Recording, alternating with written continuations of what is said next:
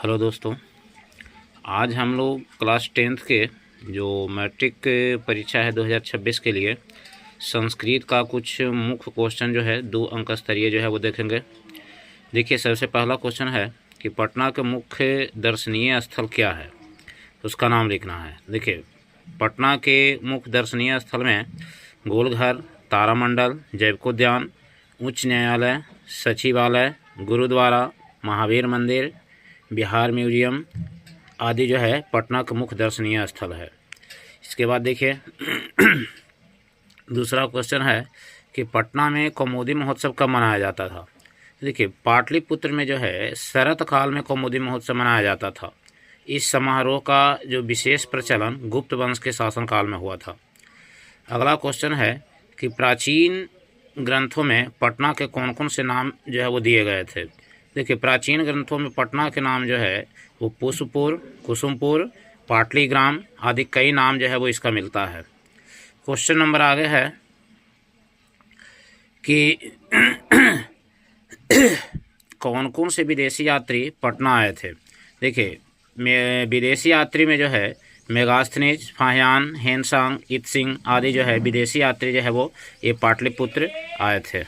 इसके बाद देखिए, राजशेखर ने पटना के संबंध में क्या लिखा है। तो राजशेखर ने अपने काव्य मीमांसा में लिखा है कि पाटलिपुत्र शिक्षा का एक प्राचीन केंद्र था। यहाँ अनेक संस्कृत विद्वान हुए। यहाँ पाणिनि, पिंगल, पतंजलि आदि जो है कई जो है वो विद्वानों का जो है वो उल्लेख इसमें मिलता है। इसके बाद है अगला क्वेश्चन कि चंद्रगुप्त मौर्य के काल में पाटलिपुत्र की रक्षा व्यवस्था कैसी थी। देखिए, चंद्रगुप्त मौर्य के काल में पाटलिपुत्र की रक्षा व्यवस्था जो है वो अत्यंत ही उत्कृष्ट थी, जिसका विवरण यूनानी राजदूत मेगास्थनीज की जो किताब लिखा गया है उनके द्वारा उसमें मिलता है। इसके बाद जो है क्वेश्चन है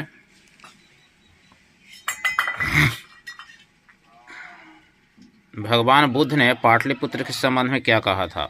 देखिए, भगवान बुद्ध ने पाटलिग्राम के संबंध में कहा था कि यह गांव कालांतर में एक महानगर बनेगा, लेकिन इस नगर को आग, पानी और युद्ध से हमेशा भय बना रहेगा। क्वेश्चन नंबर आगे है कि दामोदर गुप्त ने पटना के संबंध में क्या लिखा है। देखिए, दामोदर गुप्त जो है इन्होंने लिखा था कि पाटलिपुत्र पृथ्वी पर सबसे श्रेष्ठ नगर है। यह सरस्वती का कुलगृह है और कवि ने इस महानगर की तुलना इंद्र की भरी पूरी नगरी से की है।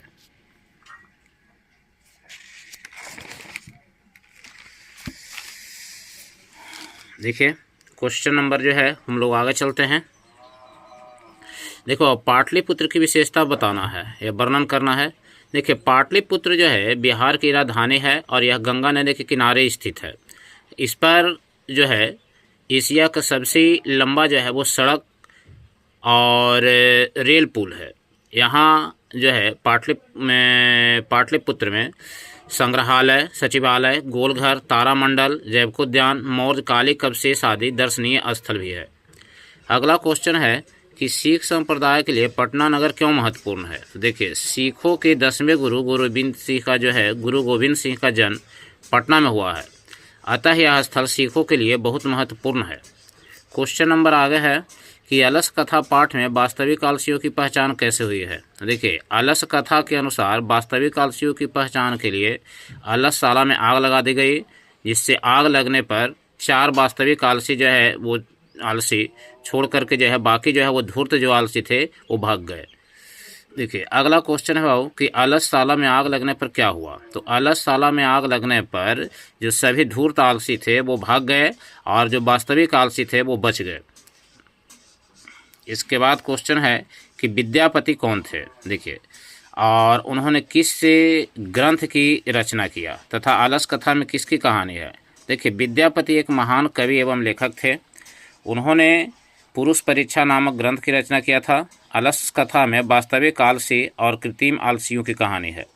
क्वेश्चन नंबर आगे है कि मिथिला के मंत्री कौन थे। उन्होंने कृत्रिम आलसी की परीक्षा कैसे ली तथा अग्नि लग्न घर देखकर कितने आलसी बच गए। देखिए, मिथिला राज्य के मंत्री वीरेश्वर थे। उन्होंने घर में जो आग लगाकर कृत्रिम आलसी की परीक्षा ली।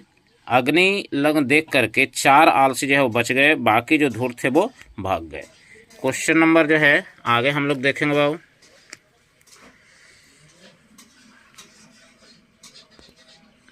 देखिए,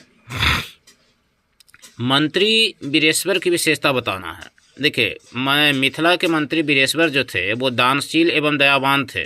उन्होंने जो है वो गरीबों और अनाथों को प्रतिदिन भोजन जो है वो देने की व्यवस्था की थी। साथ ही साथ वे आलसियों को भी दान स्वरूप अन्न और वस्त्र देते थे। इसके बाद क्वेश्चन है कि पंडिता क्षमाराव की प्रमुख कृतियों का नाम लिखना है। देखिए, संस्कृत साहित्य में आधुनिक के समय की लेखिका जो पंडिता क्षमाराव अति प्रसिद्ध हैं।